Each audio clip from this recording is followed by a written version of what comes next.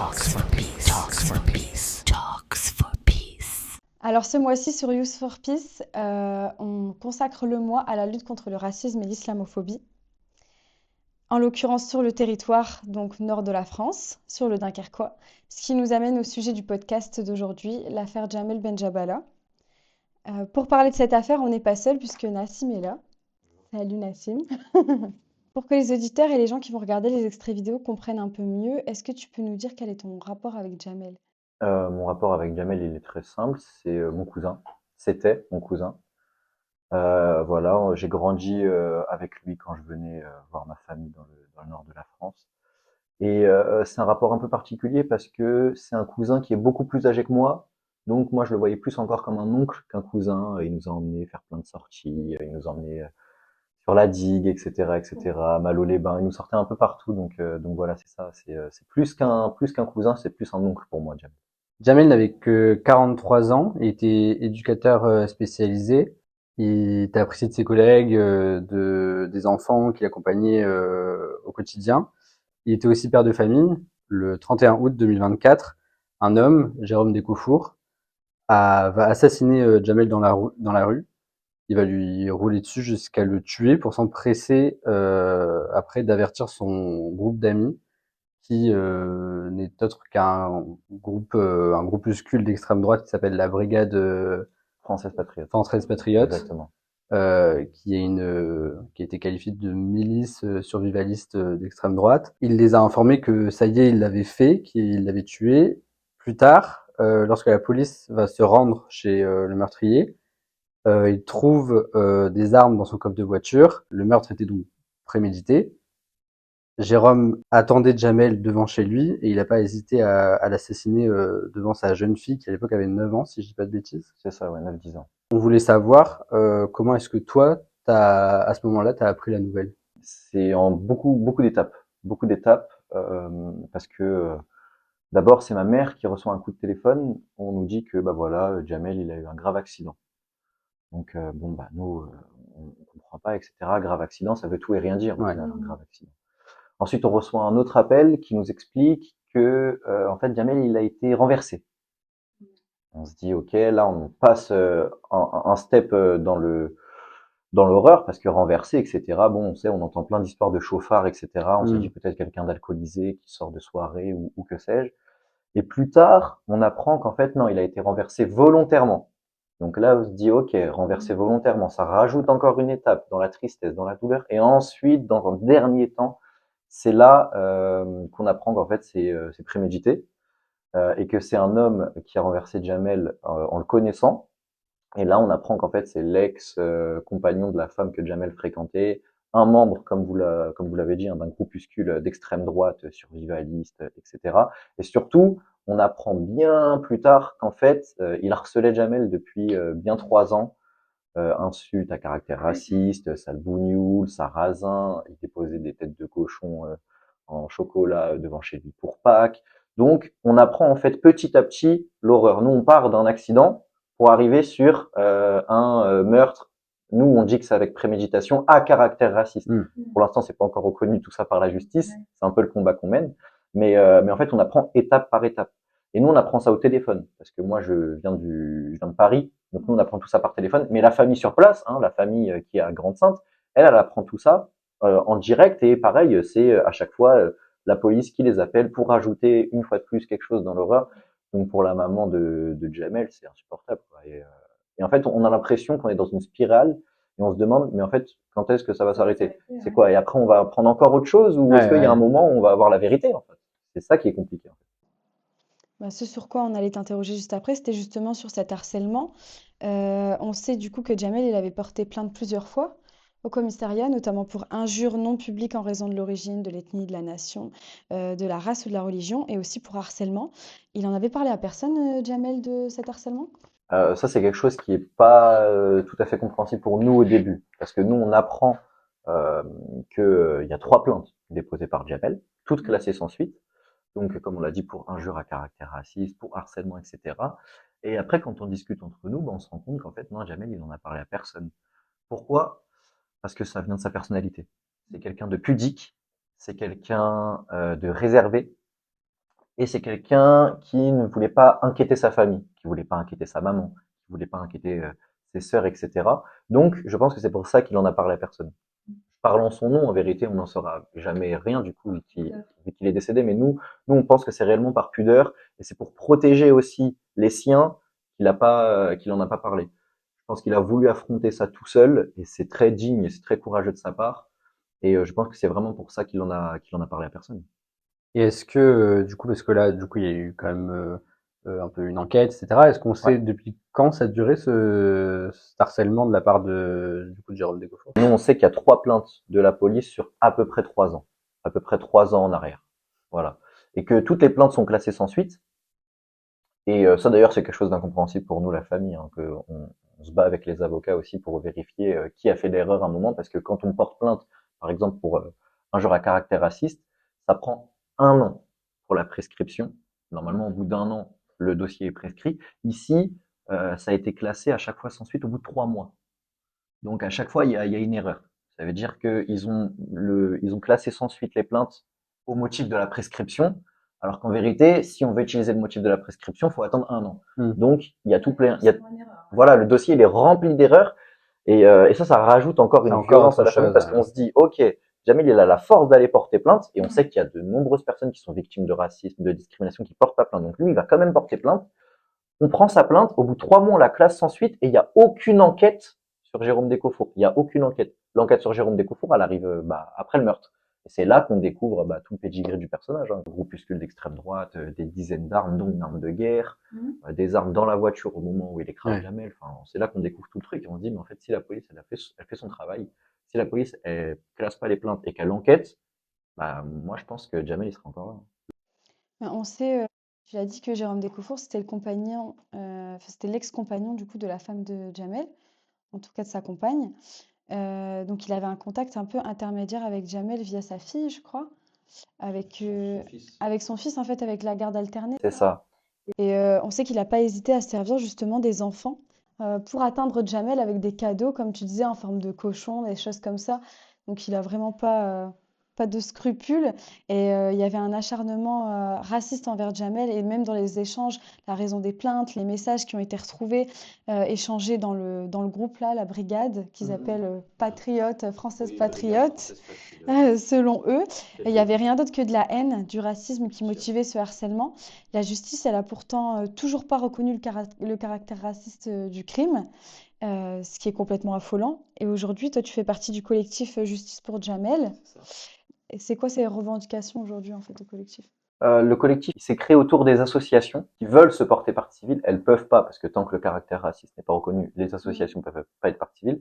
Donc ça s'est formé autour des associations et de la famille, et de toutes les personnes sensibles à l'affaire qui voulaient nous rejoindre. Et plusieurs revendications, celle qui est primordiale, celle qui nous semble la plus importante, c'est la reconnaissance du caractère raciste du crime. Parce que nous, on a le sentiment que si on reconnaît pas que ce crime est raciste, c'est tuer une deuxième fois Jamel. C'est comme s'il était mort pour rien. C'est comme si c'était un sous-français et qui méritait pas qu'on reconnaisse que ce crime est raciste. Alors que ce crime est, enfin, je vois même pas comment on peut pas le reconnaître. On peut pas reconnaître le caractère raciste. Et je discutais avec un avocat qui m'expliquait que pour qu'il y ait reconnaissance du caractère raciste, il faut qu'il y ait eu un acte ou des paroles racistes avant le meurtre, ou alors pendant le meurtre, ou alors après le meurtre. Nous, on a les trois. On a avant, pendant et après, et c'est pas reconnu comme étant un crime à caractère raciste. Donc ça, c'est la principale revendication, c'est la reconnaissance du crime raciste. Ensuite, dans un deuxième temps, on demande quand même à faire la lumière sur tous les dysfonctionnements qu'il y a eu durant cette enquête. Enfin, il a porté plainte 3 fois. 3 fois, on les classe sans suite. Il n'y a aucune enquête sur Jérôme Descofour. Nous, on demande quand même que la lumière, elle soit faite. Et au bout d'un moment, on comprend pas. On comprend réellement pas. En fait, on est dans l'incompréhension. Et je parlais de la violence que ça rajoute tout à l'heure, c'est-à-dire qu'on a la violence du décès, on a la violence de le moment où on apprend le décès, et ensuite on a la violence institutionnelle et la violence policière, mais qui est énorme. Enfin, on est face à une institution qui nous dit, bah non, c'est pas raciste, circuler, il y a rien à voir. Et nous, on se dit, bah attendez, en fait, là, c'est un manque de respect pour toutes les personnes qui subissent du racisme au quotidien, pour toutes les personnes qui subissent des discriminations, parce qu'on a l'impression qu'on renvoie une image d'une justice qui prête pas attention à ces choses-là. Et donc, en fait, c'est un peu, si vous êtes victime de racisme, bah, tant pis pour vous. Voilà, tant pis pour vous. Si vous mourrez, bah, tant pis pour vous. Et c'est pour ça que le collectif, il s'est créé pour la reconnaissance du caractère raciste, mais c'est aussi pour envoyer un petit signal d'espoir aussi à toutes les personnes qui vivent le racisme au quotidien, le racisme banalisé dans la vie de tous les jours, leur dire il y a quand même des gens qui luttent et il y a quand même des gens qui sont là pour vous, et ça c'était un message important qu'on voulait porter avec le collectif. Le deuil, en règle générale, c'est une épreuve qui est compliquée, que ce soit un Très cousin, compliqué. un frère. Mais là, le fait que justement il n'y ait pas ce caractère raciste, qu'on vous pousse du coup à mener ce combat pour reconnaître le caractère raciste, nous, ça nous a paru fou que ce soit ta famille qui ait à vraiment demander à faire une enquête, à mettre la lumière sur aussi ce groupuscule du coup qui a motivé et qui a aussi participé quelque part armé Jérôme Ducofour. Est-ce que aujourd'hui, tu sais si ce groupe il a été dissous? Est-ce qu'il y a eu des interpellations? Où est-ce que ça en est? Pour revenir sur tout le truc depuis le début, effectivement, c'est fou que ce soit à la famille de tout faire. Hein, c'est nous qui allons voir les policiers pour avoir des nouvelles. Et je tiens à saluer un journaliste qui s'appelle Thierry Vincent, qui a fait un travail énorme avec Blast sur justement le groupuscule. Il a mené une enquête exceptionnelle. Il a fait un super papier dans Blast qui détaille tout. Et en fait, il s'est rendu compte que la police, elle n'en savait rien. Ce qui fait qu'il y a un groupuscule sur le territoire français de 700 membres, dont une centaine qui sont très actifs. 700 membres entre le Nord et Nice, dont une centaine très actifs. Et en fait, la police, elle n'en savait rien. Et il faut que ce soit un journaliste de Blast qui enquête. Il faut que ce soit un journaliste de Blast qui enquête et qui explique qu'en plus, c'était pas très difficile à trouver, tout était sur Facebook. Tout était sur Facebook. Et donc il dit c'est quand même fou que ce soit à la famille. C'est ça, voilà. C'est ça. Et il dit c'est fou que ce soit à la famille et un journaliste comme moi d'investigation qui devons faire le travail. Et donc évidemment nous on a rencontré des hommes et femmes politiques, notamment la France Insoumise, le Parti communiste, les écologistes. On a été reçus par quelques élus socialistes aussi, mais très peu. Et il y a une demande de dissolution qui a été faite auprès du ministre de l'Intérieur, qui a été demandée par les députés Mathilde Panot et Thomas Porte, qui ont écrit, à ce moment-là, c'était Bruno Retailleau. Bruno Retailleau a expliqué qu'il allait porter attention à cette demande de dissolution. C'est toujours pas le cas. Hein, voilà. Pour anecdote, quand on fait la demande, je crois qu'une semaine plus tard, il dissout la Jeune Garde. Je pense qu'il avait d'autres priorités que dissoudre ce groupuscule d'extrême droite. Et bien évidemment, sur l'affaire en elle-même, le ministre de l'Intérieur pouvait pas s'exprimer. Bon, ça, on s'y attendait. Mais il y a une demande qui a été faite de dissolution. Pour l'instant, rien. Silence radio. Voilà. Donc, ce groupuscule existe. Ce groupuscule continue à prôner la haine, etc. Ouais. Et les amis de Jérôme Ducofour, qui sont probablement eux aussi armés et qui ont les mêmes idées que lui, ils continuent à circuler librement. Il n'y a aucune enquête sur eux. Hein. Ils continuent à circuler librement dans le Dunkerquois, etc. Et est-ce que tu penses qu'on peut qualifier ces groupes d'extrême droite, donc qui cherchent à terroriser, qui participent à des assassinats de personnes musulmanes, arabes, noires, de groupes terroristes? Parce que je rappelle quand même que selon le dictionnaire Le Robert, le terrorisme, c'est l'emploi systématique de la violence pour atteindre un but politique ou idéologique. Les gens sont pas d'accord avec la définition du terrorisme, etc. C'est comme la laïcité. Tout le monde a sa définition de la laïcité. Moi, le terrorisme, évidemment que je considère ce groupe comme étant un groupe terroriste. Évidemment que l'assassinat de Jamel, moi, à titre personnel, je considère que c'est un acte terroriste parce que j'estime que le terrorisme, c'est utiliser la terreur, la violence pour terroriser une population, un groupe donné et pour imposer ses idées. Ici, les idées, c'est le racisme, c'est la xénophobie, c'est l'islamophobie, et on va utiliser la terreur, le meurtre, la violence, le harcèlement, les insultes pour imposer nos idées. Donc évidemment que moi, je qualifie ce groupuscule de terroriste. Et pourtant, la provocation à la discrimination, à la haine, au racisme, à tous les propos qui encouragent la discrimination, sur la violence raciste. Et par exemple, quand il dit il faudrait tous les tuer, c'est Bougnoul. Ouais. Il s'agit d'une incitation à la discrimination, clairement. Et lorsqu'elle est publique, son auteur encourt jusqu'à 1 an de prison et ou 45 000 euros d'amende. Donc du coup, là, comme tu le disais, c'est des groupes qui se cachent pas parce que c'est sur Facebook, etc. C'est quelque chose qui est accessible, quoi. Aussi dans la vraie vie, parce qu'on sait qu'il y a eu un rassemblement devant le tribunal de Dunkerque où un homme a fait irruption avec une enceinte de musique à fond pour interrompre le discours de Nadia, qui est du coup qui est la sœur de Jamel et ta cousine. À ce moment-là, nous, on a été vraiment agréablement choqués, j'ai envie de dire, par le sang-froid qu'a fait preuve la famille. Ces gens-là, ils vivent vraiment en toute impunité. Enfin là, c'est vraiment la preuve que... Oui, ils vivent en toute impunité, et quand on me pose la question de pourquoi ces gens se cachent plus, il suffit de regarder le monde qui nous entoure, la France qui nous entoure aujourd'hui. On a une libération de la parole, de la parole politique. Hein, quand on voit qu'on a par exemple, on avait Bruno Retailleau au ministère de l'Intérieur, on a Gérald Darmanin aussi qui était à la justice. Donc la libération de la parole politique, la libération de la parole médiatique, je pense que c'est des gens qui sont abreuvés de CNews à longueur de journée, qui sont abreuvés de BFM TV, de ces choses-là, qui vont regarder sur Twitter toute la journée F2 souche et toutes ces conneries, frontières, etc. Ils se sentent en puissance, ils se sentent légitimes. Et le dernier volet, c'est que ils sont pas condamnés. Ils sont pas condamnés.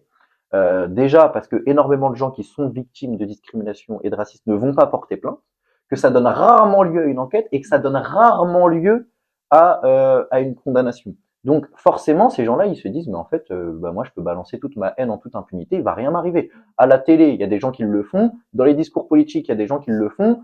Je vais pas être condamné pour ça, donc vraiment, je vois pas où est le problème et je vais continuer à déverser ma haine. Les gens à la télé, là, sur CNews, Bruno Retailleau, ils se rendent pas compte qu'avec leurs paroles, indirectement, ils arment des gens. Ouais. Et ces gens-là, après, vont commettre des actes terroristes, vont attaquer des musulmans dans la rue, vont aller attaquer des gens dans les mosquées. Parce que depuis Jamel Benjabala, il y en a plein. Il y a Hichem Miraoui, il y a Aboubacar Cissé. Et moi, je dis toujours, on connaît Jamel Benjabala, on connaît Hichem Miraoui, on connaît Aboubacar Cissé. Il y en a combien qu'on connaît pas? Il y en a combien qu'on connaît pas et qu'on connaîtra jamais et qui ont été aussi tués par le racisme? Parce que cette banalisation, même sur les réseaux sociaux, elle fait que d'un côté, les auteurs sont plus légitimes d'agir, de parler en toute impunité parce qu'ils se disent que c'est un peu la mentalité de tous les Français. Ils ont l'impression qu'en fait, ils sont en majorité. Et d'un autre côté, les victimes, elles vont avoir tendance à passer au-dessus et à se dire qu'en fait c'est une réalité et qu'il faut l'accepter. Il y a des gens qui passent au-dessus, qui se disent que c'est une réalité et qui subissent du racisme tous les jours, qui réagissent même plus en fait, parce qu'ils ont l'impression, eux aussi, à travers la banalisation sur les réseaux, avec les personnes politiques, que c'est juste normal en fait, que Oui. c'est des parties de la vie. Oui, parce qu'ils l'ont intégré des fois, et c'est encore plus terrible depuis le plus jeune âge, ils ont intégré que, ok, parce que je suis racisé, parce que je suis noir, parce que je suis arabe, musulman, ou que mes parents sont immigrés, et c'est normal que je subisse du racisme, et c'est normal que si je m'appelle Mohamed, je dois envoyer 34 CV au lieu que si mon ami qui s'appelle Jean, il doit en envoyer 3. Ils l'ont intégré. Et c'est pour ça que c'est important de rappeler que non, c'est pas normal. Non, il faut continuer de lutter et dénoncer chaque acte raciste, déjà pour qu'on ait des réelles statistiques et qu'on puisse, parce que c'est sous-évalué. Et je pense que justement cette banalisation qu'on a de se dire c'est normal, c'est aussi par les réseaux sociaux comme tu l'as dit, parce qu'on le voit sur les réseaux sociaux. Moi, je sais que j'ai mis des fois 2-3 tweets pour Jamel, notamment la pétition. J'ai eu des soutiens, fort heureusement, mais j'ai eu 3-4 commentaires, enfin 3-4, c'est très petit par rapport au nombre de commentaires que j'ai reçus, de gars qui me disaient mais c'est un Algérien, on s'en fout. Non, Jamel il était français. Il était pas d'origine algérienne, d'accord, si vous voulez, mais il était français, citoyen français. Et en plus, éducateur spécialisé. Donc ça veut dire qu'il servait la République. Donc je pense qu'il sert plus la République que toi avec ton petit commentaire. Et j'en ai plein des commentaires comme ça de un bougnoul de moins. Mais c'est des gens qui vont jamais être condamnés pour leurs propos. Tu te dis, mais aussi ça n'avait pas été le cas. Et quand Et quand bien même, en quoi on évalue la valeur d'une vie de quelqu'un selon un papier, selon un document. Non, mais C'est grave. c'est assez terrible. Et les réseaux sociaux, ils jouent évidemment une part importante dans cette libération de la parole. Et après, ça arrive jusqu'à, en 2022, on a un mec comme Éric Zemmour qui peut se présenter au présidentiel alors qu'on parle d'un multi-condamné pour incitation à la haine raciale. Enfin, Et faire 7%. et faire 7%, c'est ça qui est effrayant, faire 7%, et à un moment annoncer 14 dans les sondages. Et donc, évidemment qu'il y a toute une machine médiatique qui se met en place. Enfin, là, en ce moment, on voit Bardella à 34%. Évidemment que les sondeurs, ils savent très bien ce qu'ils font quand ils font ça. Et en fait, on est tellement matraqué de racisme banalisé qu'au final, on finit par l'intégrer, de se dire que c'est normal. On finit par se taire, un peu s'écraser, et ça amène à des actes comme Jamel Benjabala, comme Aboubacar Cissé, comme Hichem Miraoui. Et avant, il y en a plein d'autres aussi. Hein. En droit pénal français, la préméditation, ça transforme un meurtre en assassinat, et du coup puni de la réclusion criminelle à perpétuité. Un crime qui a caractère raciste, c'est une circonstance qui est aggravante, que ce soit le racisme, le sexisme, l'homophobie ou encore l'antisémitisme. C'est une circonstance aggravante qui est prévue par le code pénal, ce qui signifie que quand un crime ou un délit est commis en raison de l'appartenance réelle ou supposée de la victime, la peine elle est alourdie. Et c'est pour ça que c'est important, parce que ça nous permet d'avoir une peine plus sévère, plus grave. Mais nous, La famille, la peine, on s'en fout. On sait qu'il va faire une majeure partie de sa vie en prison parce qu'il a volé la vie de quelqu'un. Si le caractère raciste est reconnu, il va aller en prison pour encore plus longtemps. Mais nous, on veut surtout que ce soit une reconnaissance pour qu'on puisse faire notre deuil, en fait. Pour qu'on puisse faire notre deuil et pour qu'on puisse nous dire, OK, c'est raciste, on a reconnu que c'était raciste. Et Jamel, il n'est pas mort pour rien. Ça va nous permettre d'avoir un exemple, de pouvoir lutter, etc. pour pas que il y ait d'autres Jamel Benjabala comme il y a pu en avoir par le passé. Dans les années 90, il y en avait des dizaines et des dizaines, Brahim Bouharam, Ibrahim Ali, etc. Donc c'est pour ça qu'on veut cette reconnaissance, pour qu'il soit plus sévèrement condamné, mais surtout pour qu'on puisse faire notre deuil enfin en paix et se dire que Jamel, il est pas mort pour rien. Il est mort dans des circonstances terribles, mais ça va nous permettre d'avoir un socle commun sur lequel se réunir et lutter tous ensemble. En fait. Cette reconnaissance aussi du caractère raciste, ça permet aussi dans la société de faire un contre-coup justement à ce sentiment d'impunité dont tu parlais tout à l'heure. Eh ben, c'est pour ça que ça permet du coup de faire contre-coup et de leur donner un exemple et de dire en fait non, il faut peut-être aller porter plainte parce que vous pouvez avoir des condamnations. Mais pour l'instant, c'est pas le cas en France. Parce que je pense aussi, et ça c'est un avis personnel, que la police n'est pas formée à recevoir ce genre de plaintes. On n'a pas du tout formé la police à recevoir les plaintes pour harcèlement raciste, pour harcèlement antisémite, etc. Pourquoi? Parce que la moitié des policiers, déjà, ils votent Marine Le Pen. La moitié des policiers votent Marine Le Pen. Donc, ils adhèrent au discours de la petite fille de Jean-Marie Le Pen qui torturait des Algériens. Enfin, c'est... Donc, à partir de ce moment-là, je peux comprendre qu'il y ait des gens qui refusent d'aller porter plainte en se disant, mais là-bas, je suis pas dans un lieu sûr. Je suis dans un lieu avec des gens qui vont être d'accord avec mes agresseurs. Donc, j'ai aucun intérêt à être là-bas. Donc, c'est pour ça que l'institution policière, c'est compliqué pour certains d'y mettre les pieds. Par exemple, dans le Val-de-Marne, moi là où j'habite, je connais plusieurs amis à moi qui sont voilés, qui se sont fait agresser, qui sont partis courir, on leur a arraché leur voile, etc. Elles refusent d'aller porter plainte parce qu'elles disent, ben ouais, mais la police, ça va pas m'écouter. Je vais arriver, on va me dire que je suis une menteuse, on va me dire que c'est mérité, on va mal me regarder. Alors que le principe de la police, normalement, c'est censé protéger tous les citoyens français. Je vois pas parce qu'une femme voilée, sous prétexte qu'elle a un voile, ce serait une sous-française. Enfin, c'est tout un truc qui fait que je peux comprendre que des gens ne portent pas plainte, mais nous, on veut cette reconnaissance justement pour leur dire, regardez, là, nous, on nous a reconnu que c'était raciste, on a eu une condamnation, donc même s'ils ne veulent pas, au bout d'un moment, on va vous écouter. Il faut aller porter plainte, il faut pas hésiter, même si c'est dur, même si c'est compliqué, et c'est un peu facile à dire, hein, dans les faits, c'est plus compliqué de passer la porte d'un commissariat ou d'un poste de police, etc. Mais il faut, surtout si on s'y sent en insécurité. Donc il faut vraiment le faire, il faut vraiment y aller, même si c'est difficile. Il faut parler, il faut investir les milieux où on veut pas forcément de nous, et il faut aussi dénoncer l'invisibilisation des actes racistes, des actes antisémites, parce qu'il y en a aussi, des actes négrophobes aussi, parce qu'il y en a énormément. Et c'est pour ça qu'il faut porter plainte, il faut aussi en parler. Et si on n'est pas à l'aise avec l'idée d'aller porter plainte, parce que forcément on se sent pas en sécurité dans un commissariat, on se sent pas toujours en sécurité, c'est ça le problème, et ben il faut trouver des points d'écoute. Et s'il n'y a pas de point d'écoute, ben il faut le créer. Il faut créer des points d'écoute, il faut trouver des gens qui nous ressemblent, il faut trouver des gens qui sont capables de nous écouter, capables de nous comprendre, même si c'est compliqué des fois de comprendre quelque chose qu'on n'a pas vécu, mais de au moins écouter quand quelqu'un prend la parole. Et je pense que c'est ça qui est important parce qu'à mon avis, les chiffres depuis 2022, ils ont largement évolué et ils sont peut-être même à l'époque sous-évalués. Sous-estimés, mais parce que je pense qu'il y a même des gens qui sont racistes qui se rendent même pas compte, qui sont racistes, qui se rendent même pas compte qu'ils ont des préjugés parce que le racisme, il va se nourrir de l'inconnu et de la différence. Et que, par exemple, quand on regarde la carte présidentielle, là où Marine Le Pen fait les plus gros scores, et là où les racistes sont le plus nombreux, c'est là où il y a le moins de personnes immigrées ou issues de l'immigration, parce que ils regardent toute la journée la télé. Et donc c'est la construction, en fait, c'est la construction de la figure de l'étranger comme étant la cause de tous nos problèmes. Ouais. Okay, t'es au SMIC, et ben c'est à cause de l'étranger.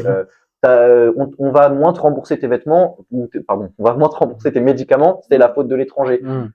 Non, en fait, c'est pas comme ça que ça se construit, sauf que les gens se construisent là-dessus et ils se rendent même pas compte que des fois, ils ont des propos racistes, ils commettent des actes racistes sans s'en rendre compte. Et ça, c'est assez terrible. Après, il faut que les gens sachent aussi qu'il y a beaucoup de plaintes qui sont même pas prises en compte. Bien sûr. Ça existe et c'est récurrent. Et que les gens n'hésitent pas à écrire directement au procureur de la République quand c'est comme ça. Bien sûr. On n'a pas le droit de refuser de prendre une plainte, même si ça arrive très souvent. Et si les policiers se permettent parfois de donner leur avis sur ce qui nous arrive, alors qu'ils se doivent simplement de prendre la plainte et d'accompagner les personnes. Hein. Pour donner un exemple là-dessus, pour montrer que des fois la police fait pas toujours bien son travail, dans l'affaire de Jamel, quand normalement un crime comme ça arrive, on va rechercher le pedigree de l'auteur. Donc on va aller chercher le nom de l'auteur dans les fichiers pour vérifier s'il y a déjà eu des plaintes contre lui, etc. Ce qu'elle a fait la police au moment de Jamel, c'est que le premier nom qu'ils ont tapé, c'est Jamel. Pour regarder si des gens avaient porté plainte contre Jamel. La victime devient l'accusé. Voilà, la victime devient l'accusé. Ensuite, d'abord, avant de se rendre compte qu'il y avait eu des plaintes contre Jérôme Descofour, ils ont tapé Jamel.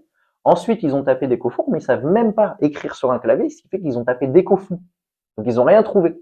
Donc, ils ont dit, il n'y a jamais eu de plainte contre Descofour. Et il a fallu qu'un autre policier refasse les recherches et tape Descofour pour se rendre compte qu'en fait, il y avait eu 3 plaintes à caractère, pour injure à caractère raciste, pour harcèlement et tout contre lui. C'est pour montrer la mentalité qu'a la police des fois et de se dire en fait, on a un peu l'impression que c'est nous contre eux, alors qu'on est censé être dans le même pays, on est censé tous être des citoyens français, c'est nous contre l'institution policière, c'est nous contre l'institution judiciaire. On nous répète depuis qu'on est petit que voilà, les hommes naissent libres et égaux en droit, que on est un pays cosmopolite, qu'on sait vivre tous ensemble, le vivre ensemble, et ça j'en doute pas, c'est des valeurs que je partage, mais dans les faits, il y a des gens qui ne partagent pas ces valeurs et ces gens-là ont un pouvoir. Ils sont policiers, ils sont juges, ils sont avocats. Ça ne veut pas dire que c'est tous des pourris. Ça veut quand même dire qu'il y a un gros problème dans l'institution policière et qu'il y a un gros problème dans l'institution judiciaire. Et l'affaire Jamel Benjamala, c'est l'exemple parfait. Ouais. C'est l'exemple parfait parce qu'on le connaît. Et encore une fois, à mon avis, il y en a plein d'autres derrière qu'on ne connaît pas. Mais on espère en tout cas que la justice entendra l'appel du collectif pour Jamel et que le crime sera requalifié de crime raciste. Non pas seulement du coup pour alourdir la peine de Jérôme Descofour aussi, mais pas seulement, mais également pour reconnaître et arrêter d'invisibiliser le racisme qui est existant, quotidien et réel. Et pour finir, du coup, on voulait savoir si toi, au quotidien, comment tu vivais le racisme et si tu avais déjà été victime d'actes racistes ou pas. Oui, j'ai vécu du racisme forcément à un moment dans la vie et je l'ai intégré comme si c'est ce dont on discutait tout à l'heure en disant que c'était un peu banalisé, que c'était normal. Moi, je l'ai vécu à la fac d'histoire. Alors c'est encore plus compliqué parce que moi je fais une fac d'histoire à Créteil dans le 94, donc c'est quand même une zone politiquement à gauche, etc. On s'attend pas à vivre du racisme là-bas et je l'ai vécu en L1. Je découvre la fac, etc. Et donc je rentre dans le bâtiment pour demander où est-ce que c'est l'amphi théâtre d'histoire et tout. Et on me dit ah vous êtes le mécanicien. Je dis attendez, on est à la fac là, c'est quoi l'histoire de mécanicien? Ah non pardon, c'est pas ça qu'il m'a dit, c'est électricien. Ouais. En gros, j'étais un peu habillé en training, etc. avec mon sac, mais c'était un peu un sac, c'était pas de la marque quoi, on va dire. Okay. Il m'a dit ah vous êtes l'électricien et tout, l'élec c'est par là. J'ai dit mais non, moi je fais pas de l'élec. Ah pardon, j'ai cru parce que quand je vous ai vu, j'ai cru que vous étiez élec. J'ai dit ça veut dire quoi? Parce que j'avais une tête que vous assimilez, que vous c'était supposé être un arabe, je dois faire de l'élec. Non moi je vais en fac d'histoire. Et il y en a plein d'autres des anecdotes comme ça en fac d'histoire. On avait des gars qui étaient pro-Napoléon, qui votaient Éric Zemmour, et qui n'hésitaient pas à et ça, et je le vis aussi de façon banalisée, et ça c'est quelque chose que j'avais beaucoup intégré au début et que j'ai un peu du mal maintenant, c'est quand je dis mon métier. Moi je suis professeur d'histoire géo et de français, parce que c'est la même matière pour les bacs pro, justement. Donc bac pro avec toutes les difficultés qu'on connaît. En plus je suis dans un quartier sensible, dans un lycée en difficulté, donc capital culturel très bas, etc. Et quand je me présente aux gens, des fois, je sais pas moi, quand je vais en soirée ou dans des bars, on me dit tu fais quoi dans la vie? Je dis moi je suis prof. On dit ah t'es prof toi? Je dis oui. Moi je pense que c'est par rapport à mon âge. Je pense qu'ils sont un peu choqués par rapport à mon âge au début. Et en fait non. Ah c'est quoi ton famille? Bourzoufine. T'es prof de français toi? Bah oui, je suis prof de français. Enfin, comme si parce que j'avais un nom à consonance maghrébine, je pouvais pas être prof de français. Et ça, c'est des trucs que j'avais banalisés au début, en fait. Je me rendais même plus compte que c'était pas normal. Et ça m'est arrivé 3, 4, 5, 6 fois. Et de toute façon, quand je discute avec des gens racisés, c'est la même chose. Hein. Quand je discute avec mes amis qui ont le permis, c'est 2 fois plus de contrôle que les autres. Mais avec mes cousines qui sont voilées, c'est les regards, c'est les crachats, c'est les insultes, c'est on est envahi en ce moment. C'est plein de mots comme ça qu'on entend à longueur de journée, et qu'on se reprend dans la tête quand on allume la télé, ou quand on va sur Twitter, ou quand on va sur Instagram. Et donc c'est quelque chose en fait à la fin qui nous paraît normal alors que ça ne l'est pas. J'ai vécu du racisme et je pense que j'en vivrai encore. Et faut juste pas le banaliser, il faut juste continuer de le dénoncer. Et je pense que pour ne pas le banaliser et pour le dénoncer, il faut se former. Ça veut dire qu'il faut former les nouvelles générations au fait de parler, de prendre la parole, d'investir tous les milieux. C'est pas parce qu'il y a un milieu qui semble un peu élitiste et qui est composé que de blancs, bourgeois, etc., que vous y avez pas accès. Non, vous allez pas y avoir accès par le mérite, vous allez y avoir accès par d'autres moyens, parce que la méritocratie n'existe pas.